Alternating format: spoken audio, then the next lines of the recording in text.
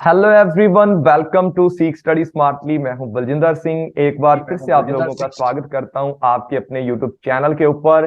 Dear friends, यहां पर आज आपके सामने एक जीआरएफ होल्डर के साथ मैं आ चुका हूं और आपको बताऊंगा कि इन्होंने किस तरीके से अपने नेट जीआरएफ की प्रिपरेशन की। तो मिलाने जा रहा हूं आपको संजय के साथ, संजय चौहान के साथ। तो मोस्ट वेलकम है संजय जी आपका।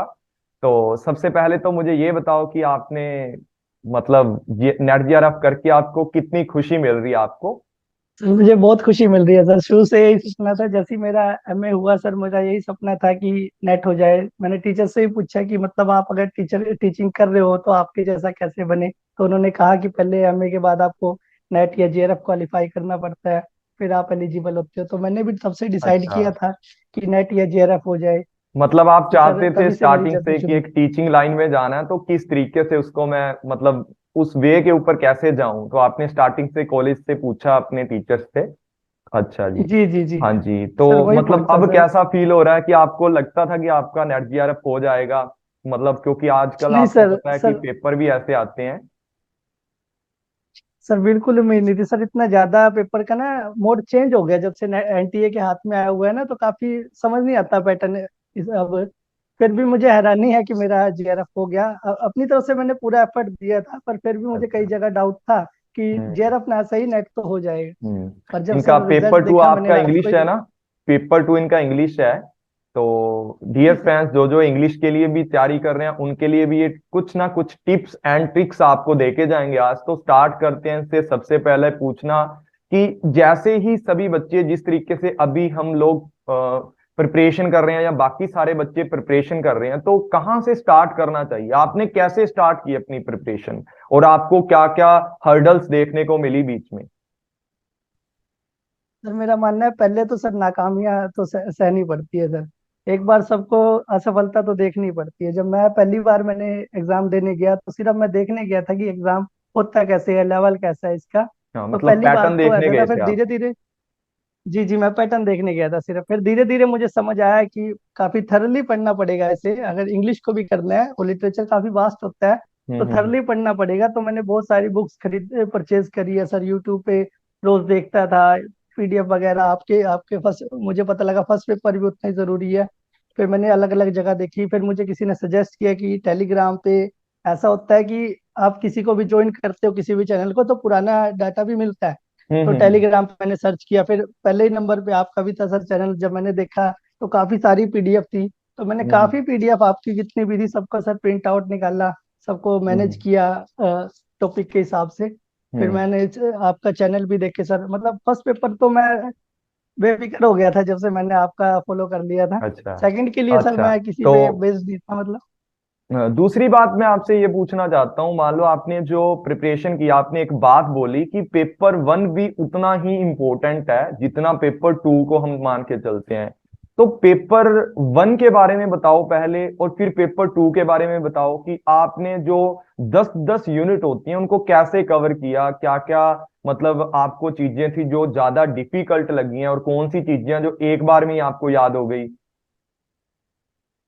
जी सर देखिए, वैसे तो पेपर वन के लिए मेरा बैकग्राउंड पहले से ही काफी सही था, क्योंकि मैं कंपटीशन की तैयारी करता रहता था। तो मुझे रीजनिंग और मैथ को लेके तो कोई दिक्कत नहीं हुई थी। आईसीटी का भी सर कंप्यूटर में ज्यादातर एब्रीविएशन ही पूछी जाती थी। डिफिकल्टी ये सब ये जब रिसर्च वाले आने लग गए या टीचिंग एप्टीट्यूड के थे, ये हम्म। मुझे। और एनवायरमेंट से भी क्वेश्चन सर कहीं से भी आ जाता था। तो हम्म। ये चीजें मुझे ज्यादा टफ लगती थी। तो मैंने शुरू किया कि पहले सिलेबस लिखा सारा, हम्म। एनटीए ने जितना भी दिया हुआ था सबको एक जगह लिखा, सबको बाइंड अप किया, अलग अलग जगह से ओके। डाटा इकट्ठा किया। जैसे आपके चैनल्स, यूट्यूब, आपकी जितनी भी क्लासेस लगती थी, आपके प्रीवियस एमसीक्यूज थे जितने भी, हम्म। सबको एक जगह इकट्ठा किया। फिर सर देखा मैंने कि इतना वास्ट है नहीं है, मतलब सब हम्म। है। अगर इंसान अगर उसको ढूंढेगा तो हम्म। मिल जाएगा उसको सारा सारा हम्म। डाटा। मतलब आपने जो मेरी फ्री क्लासेस होती थी रात वाली, उनमें से ही सब कुछ जी जी। किया है, या जो कंटेंट मैंने पढ़ाया है? ठीक है। जी जी सर, तो मैं बता रहा हूँ कि उतना ही सर बहुत था मेरे लिए जितना आपने अच्छा। पढ़ाया। अगर मैं पहले, मैंने इसी बार सर ज्वाइन किया, मुझे पहले पता होता। मैं एक्चुअली पहले दे चुका था अटेम्प्ट, मैंने आपको बताया कि मैं हम्म। देखने गया था। तो तब मेरे पास आपका सब्सक्रिप्शन नहीं था, आपका चैनल नहीं था, तो तब हम्म। मैं रह जाता था हर बार। अब हम्म। मुझे लगता है कि कई जगह मुझे हेल्प मिली है इस चीज से, फर्स्ट पेपर को लेके। जैसे आपके हम्म। चैनल है, एक दो चैनल और है यूट्यूब पे फेमस, सब लोग हम्म। जानते ही हैं कुछ। तो उनके भी होंगे सर। तो इस बार इन्हीं चीजों ने मेरी हेल्प की ज्यादा। ओके। तो दूसरी बात मैं आपसे ये पूछना चाहता हूँ कि बहुत सारे बच्चे डर जाते हैं, जैसे वो मैथ का नाम सुनते हैं पेपर वन के अंदर, या जी आप किसका नाम सुनते हो कि आपका डीआई नहीं हो पाएगा या आरसी है, तो इन चीजों को आप कैसे देखते हो कि आपको मैथ की तैयारी कैसे करनी चाहिए, डाटा इंटरप्रिटेशन की तैयारी कैसे करनी चाहिए, या जो भी आपका आरसी है, रीडिंग कंप्रेhension है, उसको आप कैसे करते थे? सर, रीडिंग में क्या है सर, मैं तो ना, जब मैंने पहली 2 बार अटेम्प्ट दिया रीडिंग अप्रीहेंशन में, तो मैंने मेरा 15 मिनट उसी में चले जाते थे। तो मुझे पता लग गया कि इस चीज की वजह से मेरा बाकी जो इजी चीज है वो छूट सकती है। तो इसको तो सर मैं सबसे लास्ट में करता था। रीडिंग अप्रीहेंशन सबसे लास्ट में, जब मेरा फर्स्ट पेपर और सेकंड पेपर हो जाता था, तो लास्ट में मैं उसे करता था। और काफी हद तक मैं उसे कर देता था, 5 में से 4 क्वेश्चन तो श्योरली तरीके से कर देता था। एक आधा होता था जिसमें मुझे तुक्का मारना पड़ता था। अच्छा, तो मतलब आप मतलब 4 क्वेश्चन कर देते थे। आप कितनी जी प्रैक्टिस जी जी करते थे? जैसे मैंने पूछा ना, ये तो बात होगी आरसी की, आप एक दिन में जी या मतलब कितनी बार, या आपने पूरे सेशन में कैसे कैसे अपनी स्ट्रेटजी रखी कि आपने आरसी करते गए या डीआई करते गए? उसके लिए जी स्ट्रेटजी जी बताओ मैं थोड़ा बच्चों को। जी जी स्ट्रेटेजी सर, पता क्या है, इसमें सिर्फ मेहनत करनी पड़ती है सर। मैं सुबह, हम 8 बजे निकल जाते थे, मैं और मेरे फ्रेंड होते थे 2 साथ में। हम यहाँ से 10 किलोमीटर दूर एक डिस्ट्रिक्ट लाइब्रेरी होती थी, हम वहाँ जाते थे, सुबह निकल जाते थे, वहाँ सारा दिन बैठते थे। वो 5 बजे बंद होती थी, हम 5 बजे तक पढ़ते थे वहाँ पे। हम्म। हमने घंटों के हिसाब से डिवाइड कर रखा था कि पहले हम रिसर्च पढ़ेंगे, फिर हम आईसीटी पढ़ेंगे, फिर हम कंप्रीहेंशन, फिर रीजनिंग, मैथ। मतलब हम सारा दिन सुबह 8 बजे से लेकर शाम के 5 बजे तक सिर्फ इन्हीं चीजों पे ध्यान रखते थे सर। तो मतलब हम ये दोनों रीडिंग साथ हो, में मिलकर कंप्रेंशन डिस्कस। हो गया, मैथ, डीआई, इनको जी जी पढ़ते थे। और जी जी, बाकी सब पे सब्जेक्ट सर, फिर सब कैसे पे। पढ़ते थे जो बाकी रह जाते थे? सर, पेपर 2 की बात कर रहे हो? नहीं, पेपर वन के अंदर जो बाकी सब्जेक्ट हैं अच्छा, उनको पेपर। कैसे मैनेज जी जी, करते थे? इनको सर डिवाइड कर रखा था हमने दिन के अकॉर्डिंग। जैसे मंडे को हम क्या करते थे, वो टॉपिक ले लेते थे जिसमें ज्यादा ज्यादा जो थ्योरी नहीं होती थी सर, जैसे इंडियन वाली होगी जिसे ज्यादा पढ़ने वाली बातें होती थी, और जो प्रैक्टिस वाली होती थी जैसे रीजनिंग हो गया, मैथ हो गया, या आईसीटी वाले होंगे, उनके लिए हम अलग अलग दिन डिसाइड करते थे। अच्छा ऐसे डे डे के हिसाब से हमने दोनों को अलग कर रखा है। अच्छा अच्छा, मतलब आप एक दिन बांट लेते थे कि मैंने मंडे को ये करना है, ठीक है, जी ट्यूसडे जी को जी ये करना है। जी जी इस जी तरीके से बांट के आप जी पढ़ते थे, मतलब आपका जैसे 10 जी यूनिट सर। थी, तो मतलब आप मैथ और डीआई डेली करते थे, या मतलब ये भी बांट रखे थे आपने? मैथ और डीआई सर डेली नहीं करते थे, ये भी बांट रखे थे सर। अच्छा अच्छा। ये भी तो बांट रखे आप थे। कितना डीआई प्रैक्टिस करते थे, कितने क्वेश्चन ठीक है आपके डीआई के? वैसे तो आपका सर, पेपर डीआई वन के में तो मेरे। बहुत ही अच्छा स्कोर है आपका पेपर वन का। जी जी सर, पेपर 1 में 95% है हाँ मेरी। जी हाँ जी डीआई हाँ जी। मेरे सर पांचों ही ठीक है सर। डीआई मेरे अच्छा पांचों ही ठीक है सर। अच्छा, एक तो आपको बेनिफिट मिल गया कि आप पहले प्रिपरेशन कर रहे थे कंपटीशन एग्जाम की, उसका। जी जी जी। ओके। हाँ सर, उसका बेनिफिट मिला सर हाँ, मुझे। तो कई बच्चे मेरे से क्वेश्चन करते हैं बहुत बार, जब मैं टीचिंग करता हूँ या बहुत बार लाइव क्लास में जाता हूँ, तो बहुत बच्चों का एक क्वेश्चन होता है, तो आपसे भी पूछ लेते हैं वो क्वेश्चन। तो बहुत सारे बच्चे ये बोलते हैं कि सर हमें दिन में पढ़ना चाहिए, रात में पढ़ना चाहिए, और हमें कैसी स्ट्रेटजी या नोट्स कैसे बनाने चाहिए, तो उसके लिए आप क्या कहना चाहोगे? सर, मैं मेरी ट्रिक बताऊं तो मैंने एक तो पूरा, सर वो बंडल होता है जो पूरा फोटोकॉपी वाला जो शीट्स होती है, उसका पूरा मैंने हाँ बंडल ले लिया था। और उसकी स्पाइरल बाइंडिंग करवा ली थी अलग अलग के लिए बिल्कुल। पूरी, मतलब छः छः बाइंडिंग करवा ली थी। मेरे पास एक्चुअली पड़ी भी हुई है, मैं हाँ, आपको दिखा दिखाता सकते हूँ हो एक आप। में। ये देख। जी सर, इस टाइप में है, देखिए। पूरा अच्छा। स्पाइरल बाइंडिंग करा रखी है, पूरे ओके नोट्स है ओके सर, ओके। देखिए। पूरे बिल्कुल। नोट्स बना रखे हैं। तो हम्म। सर मेहनत तो करनी पड़ती है सर। इस तरह से आप अलग अलग जगह से डाटा इकट्ठा करेंगे, आप अपना बनाएंगे, तो एंड मौके पे आपको कहीं भी जाने की जरूरत नहीं पड़ेगी, ढूंढने की जरूरत नहीं पड़ेगी। सब आप इसमें स्टोर करके रखिए और आराम से तैयारी कीजिए। अच्छा, तो बहुत सारे बच्चे ऐसे होते हैं जो कभी भी मतलब वो नहीं करते हैं, क्या बोलते हैं, मतलब अपने नोट्स हाथ से नहीं बनाते, वो बोलते हैं पीडीएफ है तो काम चल जाएगा, डाटा नहीं नहीं। बहुत सारे इकट्ठा कर लेते हैं, अबंडली मतलब डाटा ले लेते हैं, तो जी जी लेकिन जी। उसका यूज नहीं कर पाते। उनको लगता है ये टीचर अच्छा पढ़ा रहा है, ये टीचर अच्छा पढ़ा रहा है।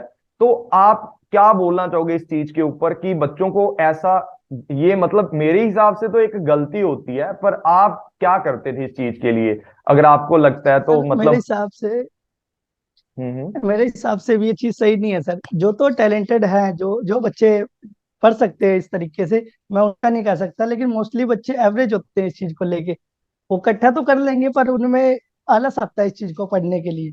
अच्छा। अपने हैंड रिटन नोट्स होते हैं, वो पढ़ने में सर हमेशा मजा आता है। लेकिन अगर आप पीडीएफ वगैरह इकट्ठा कर लो, ये वगैरह इकट्ठा कर लो, ऐसे यूट्यूब पे हम्म। वीडियो सेव करके रख लेते हम्म। हैं, काफी चीजें इकट्ठा कर लेते हम्म। हैं, बुक्स मंगा लेते हैं, ऑनलाइन खरीद लेते हैं और घर पे पड़ी रहती है, ऐसा नहीं सर। हम्म।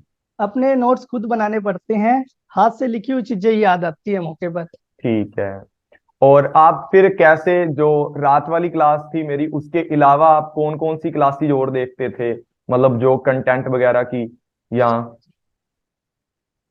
सर एक पेपर वन, सर मैं मोस्टली इनफ थी आपकी क्लासेस में देखता था, क्योंकि काफी टाइम होता था तो इनफ थी, मुझे कहीं और जाने की जरूरत नहीं होती थी। फिर भी मैं सर बुक ले लेता था, जो फेमस है ही है अपना केवीएस हाँ, मदान वाली जो केवीएस बुक है, मदान अब सर तो की सिक्स बुक एडिशन एडिशन आ गई। 5 यूज कर रहे थे आप? हाँ हाँ ओके। हाँ।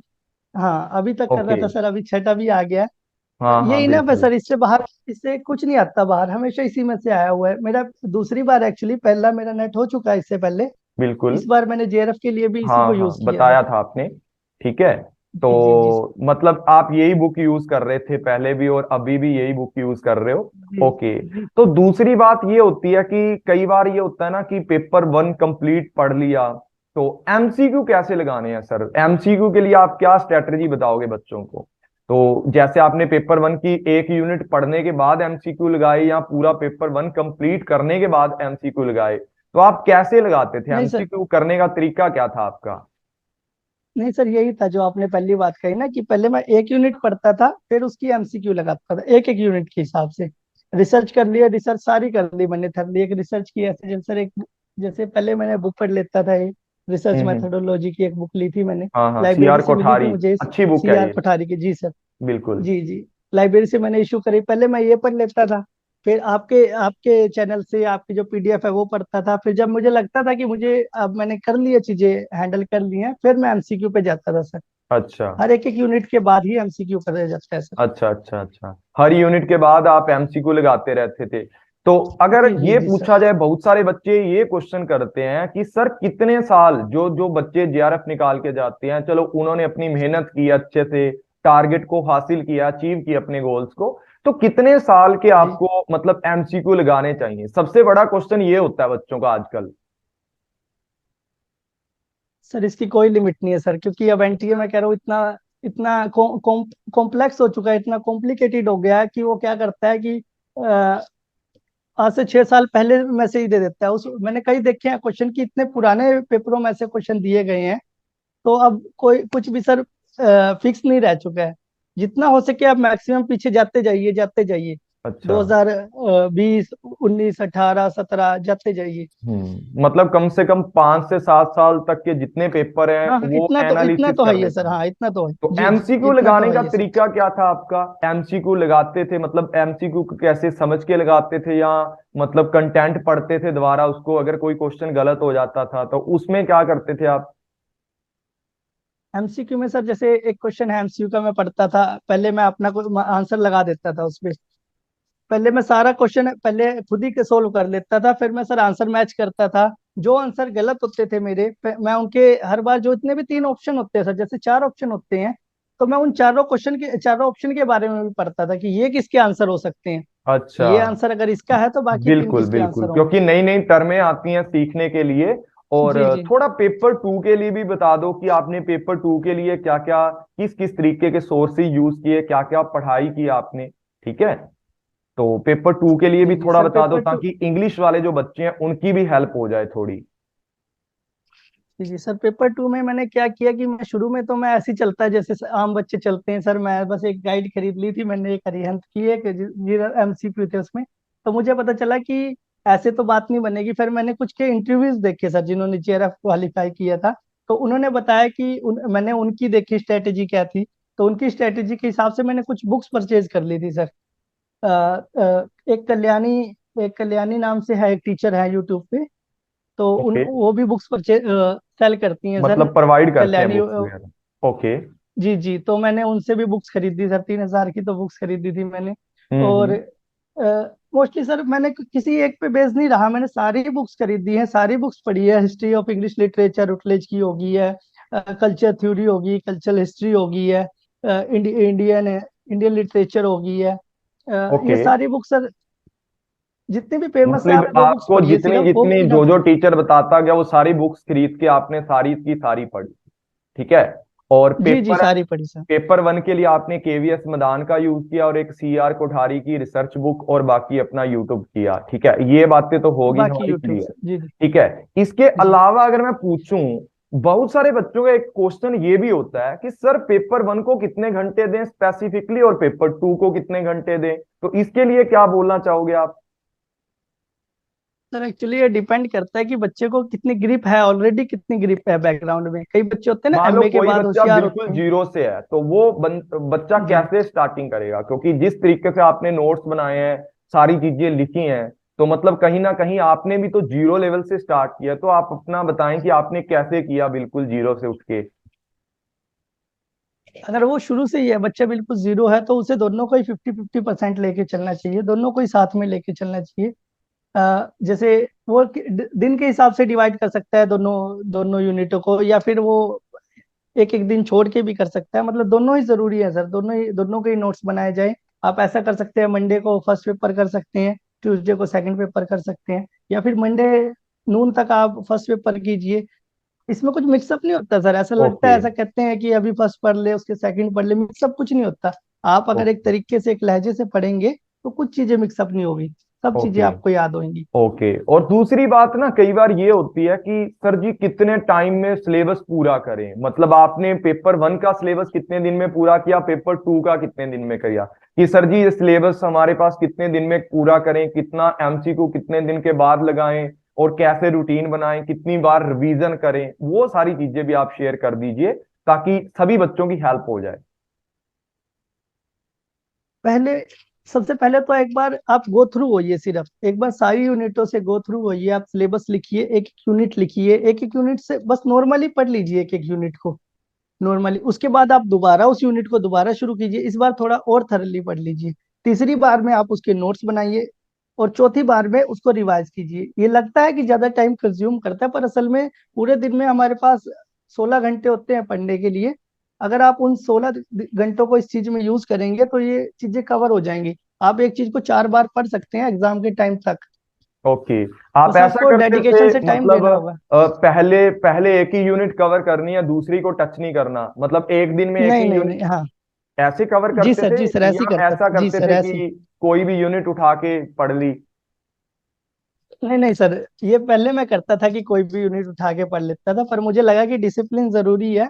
तो मैंने सोचा कि पहले एक यूनिट करूंगा पूरी कंप्लीट, उसके नोट्स बन गए, उसके एमसीक्यूज हो गए। मुझे लगता था कि वो सही से मैंने कर लिया ग्रिप। उसके बाद चाहे सेकंड वीक शुरू हो जाए, फिर मैं दूसरी यूनिट शुरू करता था। ओके। मतलब आप 2 वीक लगा दो एक ही यूनिट पे, 14 से 15 दिन एक यूनिट कर ली, दूसरे दिन फिर दूसरे जी जी जी 2 वीक लगा के दूसरी कर ली, फिर तीसरी, इस तरीके जी से जी मतलब आप जी जी लगातार करते रहते थे, ठीक जी है। जी जी सर और जी। उसके बाद आपने, अगर मैं आपसे ये बात पूछूं कि जिन बच्चों की टाइम मैनेजमेंट नहीं बन पाती पेपर के अंदर, तो टाइम मैनेजमेंट आप कैसे की? आपने टाइम मैनेजमेंट मतलब जब भी आप पेपर देने गए, ठीक है, तो पहले आपका नेट निकलता था या नेट निकला, उसके बाद अब की बार आपने ऐसा क्या किया कि आपकी टाइम मैनेजमेंट बन गई और आपने अच्छे से सारी चीजें कवर की? जी जी सर, जब मेरा पहला पहला बार नेट हुआ पिछली बार दिसंबर वाला, तो मैंने सर टीचिंग शुरू कर दी थी अपने कॉलेज में, जिससे मैं पढ़ा था, मैंने उसी से टीचिंग शुरू कर दी थी। तो वो 3 बजे छुट्टी हो जाती थी सर हमारी। लेकिन मैं क्या करता था, मैंने प्रिंसिपल सर से परमिशन लेके मैं सर 6 बजे तक रुक जाता था कॉलेज में, क्योंकि लाइब्रेरी खुली रहती थी सर। ओके। तो मैं सिर्फ अपनी बात करूँ तो मैं सिर्फ उसी टाइम को यूज कर लेता था जो कॉलेज के बाद मेरे को टाइम मिलता था, 3 बजे से 6 बजे तक। उसके बाद घर पे अगले दिन की तैयारी प्रिपरेशन करनी होती है सर, अगले दिन टीचिंग करनी होती है, तो मेरा रात निकल जाती थी। फिर रात को सर मैं क्या करता था कि मैं डाउनलोड करके रखता था यूट्यूब वीडियोस वगैरह, और कान में ईयरफोन में लगा के और उसी में सोता था सर, चाहे अच्छा अच्छा 11 बज अच्छा, जाए मतलब चाहे 12 बज जाए। हाँ, मतलब आप ना प्रॉपरली, ऐसा है ना कि कई लोग तो रात को नेटफ्लिक्स सीरीज देखते हैं और आप वो वीडियो हाँ डाउनलोड करके देखते थे जो आपको मतलब जी, मैं ये कंटेंट करता था चाहिए सर। होता था। चलो ये भी अच्छी बात जी है जी। कि आप सभी बच्चे इस चीज को फॉलो कर सकते हो कि आपको रात को वीडियो नहीं देखनी, आपको क्लास ही देखनी है। और लास्ट में आप जी मुझे ये बातें और बता दीजिए कि जैसे आजकल सिलेबस बच्चे बोलते हैं कि टफ होता जा रहा है, एनटीए कुछ भी पूछ लेता है, तो क्या लगता है आपको कि सिलेबस टफ होता जा रहा है या हम प्रिपरेशन ही अच्छे से नहीं करते हैं? सर, मुझे मेरा पर्सनल मानना है कि हम प्रिपरेशन सही से नहीं कर पा रहे हैं, क्योंकि ये वाला एग्जाम सबको लगा था कि बहुत टफ है, पर मुझे टफ नहीं लगा, क्योंकि मैं सर 2019 से तैयारी कर रहा हूँ। 19 20 21 22, अब मेरे को 3 साल हो गए हैं। मैं कर लिए सर, ये चीज ग्रिप कर लिए। टफ नहीं है एक्चुअली, सारा है कहीं बाहर से नहीं आ रहा है, आ सब वहीं से हम्म। रहा है। पर हम उस चीज को पढ़ नहीं पाए, इसलिए वो हमें टफ लग रहा है। मतलब अगर हम पेपर उसे वन पढ़ की लेंगे पूरी तो हमें कवर टफ नहीं यूनिटें लगेगा। नहीं कर पाए, पेपर टू की नहीं कवर कर पाए हैं, ठीक है, और ना उसके ऊपर एनालिसिस कर पाए हैं, एमसीक्यू नहीं लगा पाए हैं, जिसकी वजह से हम रह जाते हैं या जिसकी वजह से हमारे और प्रॉब्लम हाँ। आती है हमें। ठीक है, मेन जी फंडा तो जी यही है कि आपको हर यूनिट को कंप्लीट करके उसके पीछे एमसीक्यू लगा के उसके बाद उसको फिर से रिवीजन करना है, ताकि जो भी कमियां हैं एमसीक्यू के अंदर उसको पकड़ा जा सके और हम धीरे धीरे करके एक्सपर्ट बनते जाएं। ठीक है, तो ये मुझे जी जी। लगता है कि ये मैटर आपके लिए बहुत ही अच्छा इन्होंने बताई हैं सारी की सारी चीजें। तो दो चार एक चीज चीजें। और सर, मैं हाँ हाँ। सॉरी सर, मैं बात काट रहा हूँ आपकी। हाँ हाँ, कोई बात एक्चुअली नहीं, सर ना, बताएं। मैं बता देता हूँ अपनी स्ट्रेटजी। मैं क्या करता था ऐसे, जैसे पेपर वन में है सिलोजिज्म होते हैं, हाँ हाँ बिल्कुल। तो मैं इनके नोट्स ऐसे बना लेता था। बिल्कुल। इसी तरह सबके सब नोट्स तो लिखने ही पड़ते थे, कि सब डरते हैं सर इंडियन लॉजिक से। हाँ हाँ हाँ, बिल्कुल समझ लेकिन गया मैं मैं, क्या हूँ, अनुमाना मैंने इतने उपमाना। सारे लिखे हुए हैं ना सर, इतने सारे किए बिल्कुल, हुए ये हैं सारे कि अच्छे मतलब कुछ से। भी पार से नहीं रहा है। हाँ बिल्कुल, आपने कवर कर रखे हैं। इसी तरह रीजनिंग का मैंने अलग सेक्शन बनाया हुआ है सर। बिल्कुल। मेरे पास सर भरे पड़े हैं, मैं आपको अगर दिखाऊं तरीके से, एक मिनट तो। ये ये मेरा पूरा बिल्कुल। रैक दिख रहा होगा सर सामने हाँ हाँ आपको, ये बिल्कुल सारा बिल्कुल। बुक्स का। ये सारा बिल्कुल। बुक्स का है, और ये सारी बुक्स है सर, देखिए इतनी सारी। ठीक है एक्चुअली सर ठीक है। मेहनत तो करनी पड़ती है इसमें अगर। मतलब मेहनत करनी पड़ती है। चलो दिखा रहे हैं आपको, बता रहे हैं, सच में देखो इनकी मेहनत कैसी है। ठीक है, तो मैं हर कहना चैप्टर के चाहूंगा, अगर ऊपर मुझे जिसको नेट। लगता है कि आपने ना हर यूनिट के ऊपर एक एक रजिस्टर लगाया होगा। जी जी सर, ठीक कह रहे हो सर, मैंने कंप्लीट ऐसे ही किए हुए है सर। हाँ, मैंने और लगाया आप सबसे पहले, मैंने छोटे मान फिर। लो कि आपने कोई भी यूनिट कवर कर ली, समझ लो आपने इतने सारे नोट्स बनाए हैं, क्या आप एमसीक्यू के लिए भी कोई बुक वगैरह लगाते थे या कुछ लिखते थे एमसीक्यू वगैरह का भी कुछ? जो पीवाई क्यू नहीं हैं, सर, कुछ एमसीक्यू में ऐसे मुझे। एमसीक्यू होते हैं जो हमें नहीं समझ आते, क्या उनको भी लिखते थे आप? नहीं सर, मैं क्या करता था, सिर्फ पीवाईक्यू पे ज्यादा ध्यान देता था। खासकर जो यूट्यूबर होते हैं, वो सोल्व कर देते हैं एक घंटे की हाँ हाँ, वीडियो में, वो सारा तो का सारा सही है। पीवाईक्यू कर देते हैं। हम्म। तो मैं उस पर डिपेंड करता था सर, कहीं भी जाता था, कहीं रिलेटिव्स में जाता था, तो ईयरफोन हम्म। लगा के मैं वो चीज देखता था, वो टाइम हम्म। मेरे को अच्छा लगता था। बिल्कुल। इसी तरह तो मैं इनका मानना इन ये चीजों है के कि लिए तो। आप YouTube के ऊपर, मैं तो ये मैं भी पहले बोलता हूँ कि फोर्सफुली नहीं है, इन्होंने बताया कि मेरा ही चैनल फॉलो करना है या इन्होंने मेरे चैनल से नहीं नहीं, कंटेंट मैंने नहीं पढ़ा कहा है अभी तक। या जी एमसीक्यू जी लगाया है। मैं तो ये बोलता हूँ भाई, जहां से आपको अच्छी नॉलेज मिल रही है, जहां से सारी चीजें अच्छी मिल रही हैं आपको, ठीक है, अपने चैनल जी के जी जी। साथ साथ दूसरे चैनल को भी आप फॉलो कर सकते हो, जहां से आपको अच्छा कंफर्टेबल लगता है। पर कुछ बच्चे ऐसे भी होते हैं कि वो एक क्लास में इधर आ जाते हैं, कभी इधर चले जाते हैं और कभी दूसरे में चले जाते हैं, मतलब उनका टाइम यही मतलब पूरा टाइम इसी में चला जाता है कि कभी उस टीचर को कभी इस टीचर को। तो उसके लिए आप क्या कहना चाहोगे कि जो एक जगह सर पर टिक ऐसे के नहीं बच्चे। पढ़ते हैं? जी जी, ऐसे बच्चे सर रह जाते हैं, वो फिर सोचते हैं कि फिर दूसरा अटेम्प्ट देते हैं, फिर वो खुद फिर वो सिलेबस पे कमियां काटते हैं, वो पैटर्न पे कमियां काटते हैं कि पेपर पता नहीं कहाँ से आया, पेपर टफ आया। ये वही बच्चे होते हैं सर जो ऐसे ऐसे एक्सक्यूजेस देते हैं। असल में जब भी आप यूट्यूब पे देते थे क्लासेस, तो मैं कमेंट सेक्शन में जाता था जवाब वगैरह देने के लिए। तो मैं देखता था कि कुछ लोग, मतलब जो नेट की तैयारी कर रहे हो, ऐसे अजीब अजीब से कमेंट करते थे वहां पर। तो हाँ मैं सोचता था बिल्कुल। कि ये क्यों यहाँ टाइम आके वेस्ट हम्म कर रहे हैं वहां पर। हम्म। लड़कियों को हाय हेलो कर देते थे। यहाँ पर हम, यहाँ इतना सीरियस हम्म टॉपिक चल रहा है जो आगे आपको कुछ हम्म। कामयाब कर देगा, लेकिन वो लोग नीचे आके गंदा पाते थे सर। हाँ बिल्कुल, तो ऐसे बहुत सारी लोगों का चीजें कुछ नहीं मैं हो भी सकता सर। देखता हूँ। 2 दिन पहले मेरे पास भी ऐसा कमेंट आया था, मैंने टेलीग्राम पे में भी, आपने देखा हो तो, मतलब लोग ये बोलते हैं कि ये कंटेंट यहाँ से नहीं, यहाँ से कॉपी किया, ये है वो है। मतलब बच्चे ने कभी ना तो कभी बुक पढ़ी होती, ना ही कभी गूगल सर्चिंग की जी होती, तो मतलब ऐसी चीजें हो जाती हैं कई बार। और बच्चों का, बहुत सारे बच्चे हैं भी अपने पढ़ने आते हो तो पढ़ने पे ध्यान देना चाहिए। तो किसी एक चैनल को अपना बेस मान के चलना चाहिए जहां से आपको अच्छी प्रिपरेशन मिलती है और आपका मतलब कामयाबी आपको मिलती है वहां से। और भी कुछ आप बताना चाहते हो एक्स्ट्रा, अपने दिनचर्या स्ट्रेटजी कुछ भी आप शेयर करना चाहते हो, ताकि बच्चे मोटिवेट हो जाएं, जी उनकी प्रिपरेशन के अंदर भी चार चांद लग जाएं और नेक्स्ट टाइम वो भी नेट जीआरएफ कर जाएं। हाँ। तो मैं कहूँगा सर कि आप भी मेरी तरह नेट कीजिए, आप जेआरएफ वगैरह कीजिए, उसके बाद पीएचडी करिए। मैं भी अब टीचिंग करने जाता हूँ सर कॉलेज में। काफी अच्छा फील होता है कि अब सोर्स हो गया इनकम का, बिल्कुल। रिस्पेक्ट मिलती है अलग जब असिस्टेंट प्रोफेसर लग गए हैं। सर मैं तो इतनी, सर देख रहे हो मेरी एज इतनी लगती नहीं है। मैं हम्म। जिनके साथ बैठता हूँ, जो मेरे कलीग है, काफी एज है, तो काफी प्राउड फील होता है। तो इस हाँ प्राउड बिल्कुल को बिल्कुल, लेने के लिए भी अचीवमेंट आपको, किया है का आपने जो। बिल्कुल। जी जी, मैं तो गया था जब टीचर्स को अपने बताया तो बहुत खुश हुए थे वो लोग। तो और मैंने सर लखनऊ यूनिवर्सिटी में अप्लाई किया हुआ है, मेरा इंटरव्यू हो चुका है वहाँ पे, बस मैं ओके। रिजल्ट की वेट कर रहा हूँ। चलो और इसी चलो, तरह चौधरी बढ़िया चरण सिंह बात है, यूनिवर्सिटी है। पीएचडी करने के बाद भी आपको बुलाएंगे, बच्चों को गाइड करना जी कभी जी आकर फिर भी। जी जी सर। और आप कोई मोटिवेशन, जो बच्चे हार चुके हैं, चार चार पांच पांच बार पेपर दे के हार चुके हैं, उनके लिए क्या बोलना चाहोगे लास्ट टाइम? ठीक है, उनके लिए कुछ दो चार लाइनें बोल दो। सर मैं खुद उनके लिए उदाहरण हूँ सर। मैं पहली बार में मेरा जेआरएफ नहीं हुआ है सर, मेरा चौथी या पांचवी बार में हुआ है। तो मैं कह रहा हूँ हार मत मानिए, मैंने भी नहीं हार मानी थी। मेरे घर हम्म। वाले सोचते थे कि ये कहाँ जाता है रोज, ये बैग लेके जाता है, सुबह शाम को आता है 5-6 बजे, कहाँ जाता है। तो हार ओके। मत मानिए, आप लगातार तैयारी करते रहिए, कंसिस्टेंसी रखिए। पहली बार नोट्स बनाइए, दूसरी बार और नोट्स बनाइए, तीसरी बार उस नोट्स को पढ़िए। एक ना एक दिन कामयाबी जरूर मिलेगी, बस धैर्य रखिए, विश्वास रखिए।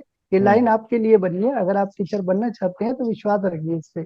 बिल्कुल, मतलब एक कंसिस्टेंसी की बात की है उन्होंने। मैं जो आपको हर लेक्चर के अंदर बोलता हूँ कि बेटा एक कंसिस्टेंसी मेंटेन करो। वो कुएं वाली आपको मैं जी उदाहरण देता हूँ कि वो गड्ढे पड़ जाते हैं जी जैसे सर। जैसे जी मटका रखते हैं, जी तो जी वही जी हाँ, बात वही सर। इन्होंने सुनी है, इन्होंने बोली है, कंसिस्टेंसी की बात ही है वो। तो आप कितना कंसिस्टेंट रहते हैं, नेट जीआरएफ अगला आपका भी हो सकता है। आप भी यहाँ पर इनकी जगह पर, संजय चौहान की जगह पर आप भी इंटरव्यू दे सकते हो और अच्छे से अपनी प्रिपरेशन को आगे लेके जाओ। और मैं तो यही बोलूंगा कि जितना मेरे से होता है आप मेरे चैनल को फॉलो कर सकते हो। मैं वहां पर आपको बहुत सारी चीजें पढ़ाता हूँ, सिखाता हूँ, जितना मेरे अंदर नॉलेज है मैं आपको वो बांटता हूँ। और डेली रात को 9 बजे हमारी क्लास होती है, तो ये उनके अंदर डेली एंटर होते थे, जी क्लास में जी सर आते मैं, थे जी और जी वहां से इन्होंने बहुत सारी चीजें ली हैं। आज इनका नेट जीआरएफ हो चुका है। कंसिस्टेंसी मेंटेन करके रखो।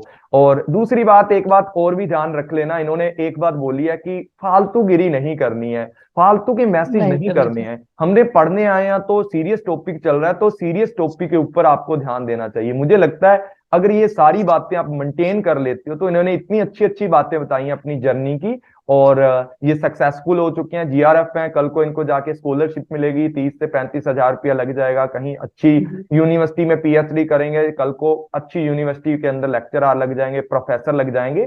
तो इनका तो करियर सेट होने वाला है। तो आप लोग कब अपना करियर सेट करोगे? तो डेली रात को 9 बजे वाली क्लास के अंदर आपका अपना चैनल है, सीख स्टडी स्मार्टली 3S, और उसके ऊपर ही स्टडी इंटरव्यू स्मार्टली डलेगा 3 इयर्स। आपका। ठीक है, बाकी जी इन्होंने सर। बहुत सारी चीजें आपको बताई हैं, समझाई हैं। और दूसरी बात एक लास्ट में पूछना चाहता हूं, क्या आप शॉर्ट नोट्स वगैरह बनाते थे, कुछ वन लाइनर वगैरह बनाते थे? मतलब ऐसा जी था कि सर उसका पूरी सर, यूनिट का एक वन लाइनर बनाते थे कुछ? जी सर जैसे आपकी कई मैराथन क्लासेस होती थी सर, एक कई सारे एमसीक्यूज होते थे जो आपके 1000 पीडीएफ, ऐसे आपने पीडीएफ वगैरह भेजी है लॉन्ग लॉन्ग, तो मैं उसके लिए वन लाइनर का एक अलग से रजिस्टर है मेरे पास। वो शायद मेरा एक फ्रेंड ले गया है, क्योंकि मुझे तो अब इसकी ओके। जरूरत नहीं रह नहीं गई। तो मैं वन बिल्कुल। लाइनर बनाता था सर। Okay okay. जैसे स्वयं हो गया, स्वयं की फुल फॉर्म उसके अंदर लिखता था, वो कब हाँ आया हाँ हुआ है, ऐसे ये सब वन हाँ हाँ लाइनर, हाँ। वन लाइनिंग में लिखता था सर बिल्कुल, मैं। जो चीजें मैं आपको ट्रिक देता था कि स्वयं लिखो, मैंने बहुत सारी, मुझे भी याद है कि आपको बोलता था ये लिखो, जी इसके नीचे इसका टाइम कब है, इसके अंदर कितने चैनल है, मतलब जी छोटे जी जी छोटे जी एक एक पॉइंट लिखते जाओ एक पेज के ऊपर। मतलब 10 से 12 पेज पे आप पूरी रिसर्च खत्म कर दो, या 5 पेज पे पूरी रिसर्च खत्म कर दो, इतना सफिशिएंट होता है मेरे हिसाब से कि पूरी की पूरी रिसर्च एप्टीट्यूड 5 पेजों पे आ जाए। फिर मतलब 15 से 20 पेज, 30 पेज या 50 पेजों पे पूरा पेपर वन खत्म हो जाए, तो आपके लिए वही बहुत ही अच्छा रहेगा आपके एंड पेपर जब आप दोगे। तो वो सारी चीजें हैं। और आपको क्या क्या चीजें मतलब ज्यादा कठिन लगती थी इन पूरी जर्नी के अंदर जो आपने फेस की हैं? तो एक दो चीजें और बता दीजिए, फिर हम ओवर करते हैं। सर मुझे एक्चुअली मेरा पेपर टू सर वास्ट है बहुत है, मुझे पेपर टू में ही ज्यादा दिक्कत होती थी क्योंकि मैं सिर्फ ब्रिटिश लिटरेचर ही पढ़ता था, इंडियन लिटरेचर मैंने इतना पढ़ा नहीं था। इसी तरह कल्चर स्टडी मेरे को काफी परेशान करती थी। फर्स्ट पेपर की बात करूँ तो सर मैथ था, मैंने बताया बैकग्राउंड सही था मेरा, लेकिन मैथ भी काफी टफ है सर इसका। अब इन्होंने मैथ भी काफी बिल्कुल टफ कर दिया गया है, और इस तरह इन्होंने कंबाइन करना शुरू कर दिया है सर। एक्चुअली आईसीटी को इन्होंने टीचिंग एप्टीट्यूड के साथ मिक्सअप करना शुरू कर दिया। बिल्कुल। इवन रिसर्च को भी उन्होंने टीचिंग एप्टीट्यूड के साथ, तो इन्होंने दो तीन यूनिटों को कंबाइन करना शुरू कर दिया है। हमें पता नहीं चलता कि वो क्वेश्चन रिसर्च से है या टीचिंग एप्टीट्यूड से है बिल्कुल या वो बिल्कुल। आईसीटी से है। तो क्वेश्चन ऐसे हो गए सर, इतने लॉन्ग लॉन्ग आंसर हो गए। पहले तो क्या होते थे, आंसर जो ऑप्शन होते थे सिर्फ छोटे से होते थे, लेकिन अब क्या हो गए, काफी असर्शन रीजन वाले इतने ज्यादा इन्होंने पा दिए हैं कि वो टाइम भी कंज्यूम करते हैं, और हम हमारा वहां पे सर एक तरह से ब्लैंक हो जाता है दिमाग उस चीज को ओके, पढ़ते पढ़ते ही। तो उसके लिए आपने क्या किया? उसके लिए सर मैं तो हिंदी पे ज्यादा ध्यान दिया, मुझे लगा कि मैं हिंदी पढूं, जरा इनकी वर्डिंग समझूं, ये वर्डिंग होती क्या है अच्छा इसकी। मैंने अच्छा, सर एक्सप्लेनेशन इस देखा टाइप की उसका हिंदी पीछे पढ़नी। का। ठीक है, चलो अच्छी जी बात जी है। बाकी इन्होंने बहुत ही अच्छा, संजय चौहान ने बहुत ही अच्छी चीजें बताई हैं। मुझे लगता है कि आप भी अपनी प्रिपरेशन के अंदर चार चांद लगा सकते हो। जो जो चीजें इन्होंने बताई है वो सारी चीजें आप फॉलो करते जाओ, और उनसे आपका नेट जीआरएफ जरूर क्रैक होगा। लास्ट टाइम 2021 के भी बहुत सारे इंटरव्यू मैंने अपने चैनल पे किए हैं, आप उनको भी फॉलो कर सकते हो। ये 2022 जून और 21 जो आपका दिसंबर वाला है, उनके अंदर इनका जीआरएफ निकला है। और इनको सभी लोग एक बार फिर से कंग्रेचुलेशन बोल देना कमेंट के अंदर। और जो जो आपके क्वेश्चन होंगे वो पुट जरूर करना, ताकि मैं अगले जीआरएफ होल्डर से या अगले नेट एस्पिरेंट जिन्होंने अपना नेट निकाला है उनसे मैं पूछ पाऊं। जो जो आपके क्वेश्चन होंगे वो जरूर अपने कमेंट बॉक्स में डालना। ये वीडियो आपको कैसी लगी, आपको इनकी बातें कैसी लगी, इनकी स्ट्रेटजी कैसे लगी, जरूर कमेंट करके बताना। तो लास्ट में बता दो भी सभी बच्चों को एक छोटा सा, मतलब आपने ओवरऑल जो पेपर वन है वो कैसे किया, ठीक है, उसके बारे में बता दें थोड़ा। जैसे कि मैं कह चुका हूँ आपको कि मैं टेलीग्राम पे सर को ज्वाइन करता था। Six study smartly 3S channel जो है बलजिंदर सर का, मैंने फॉलो किया, उसे रेगुलर फॉलो किया है। आप जाएंगे अगर उनके यूट्यूब चैनल अगर देखेंगे, जितनी उन्होंने अलग अलग प्लेलिस्ट भी बनाई हुई है हर चीज के लिए। अगर जैसे कि मैंने बताया कि मैं एक हफ्ते में एक यूनिट करता था, तो आप प्लेलिस्ट में जाइए सर की, और वहाँ हर हर प्लेलिस्ट में आपको दिखेंगी एक प्रॉपर यूनिट दिखेंगी, उसके अंदर उसकी सब यूनिट्स दिखेंगी। तो आप ऐसे एक एक करके यूनिट की प्रिपरेशन कीजिए। और इसी तरह सर की जो टेलीग्राम चैनल है, उस पर काफी सारी पीडीएफ है। आप उन पीडीएफ की मदद ले सकते हैं। सर की पीडीएफ का ये फायदा होता है कि सर ने बहुत ही सिंपल वे में उन चीजों को अरेंज किया होता है। कई जगह फ्लो ओके चार्ट्स यूज किए हुए हैं सर ने। तो जो वन लाइनर क्वेश्चन है वो भी वहां से सर कवर किया है मैंने आपके पीडीएफ से। तो ओके उससे सर मुझे बहुत हेल्प मिली है अपने पेपर वन के लिए। ओके। तो मतलब पेपर वन आपने ओवरऑल अपना ही पढ़ा है, ठीक है। तो जी जी मुझे जी अच्छा लगता है सुन के कि हमारे कंटेंट से या हमारी जो क्लासेस हैं उनसे जब बच्चा नेट जीआरएफ करता है तो अच्छी बात है। आपके फ्यूचर के लिए कामनाएं करते हैं, इसी तरीके आप बढ़ते रहो और जी जी। अपने आगे थैंक यू भी सर। जितने भी गोल्स हैं उनको अचीव करते रहो। तो ठीक है, संजय चौहान जी, आपसे बातचीत करके बहुत अच्छा लगा। इसी तरीके से सभी थैंक यू सो जो मच भी सर, आप, थैंक यू सो मच। हाँ जी, तो इसी तरीके से जो बाकी सारे स्टूडेंट्स हैं वो भी नेट जीआरएफ निकाल सकते हैं, अपनी प्रिपरेशन कर सकते हैं। अगर आप भी अच्छे से सारे कंटेंट को पढ़ोगे, जैसे मैं स्टेप बाय स्टेप आपको चलाता हूँ वैसे चलोगे, तो कल को आप भी संजय जैसे आकर के यहाँ पर इंटरव्यू करोगे, आप भी अपने नेट जीआरएफ के लिए बहुत ही ज्यादा खुशी फील करोगे और इसी तरीके आप भी आगे बढ़ते जाओगे। चलो मिलते हैं नए नेट जीआरएफ होल्डर के साथ और अपनी बातचीत उनके साथ भी करेंगे कि उन्होंने कैसे अपनी पूरी स्ट्रेटजी की। ओके संजय, मिलते हैं फिर। आप ओके पीएचडी सर। के अंदर अच्छे से अपनी प्रिपरेशन ओके करो सर। और आगे अपना नेट जीआरएफ की स्कॉलरशिप लो और मजे करो लाइफ के, और अच्छे से किसी अच्छी थैंक यू सर यूनिवर्सिटी में वंस जाकर अगेन, के थैंक यू सो मच। एक अच्छे टीचर का रोल आपको निभाना है। तो उसके लिए आपको बहुत बहुत जी सर। शुभकामनाएं हैं। चलो मिलते हैं जी नेक्स्ट जीआरएफ होल्डर के साथ।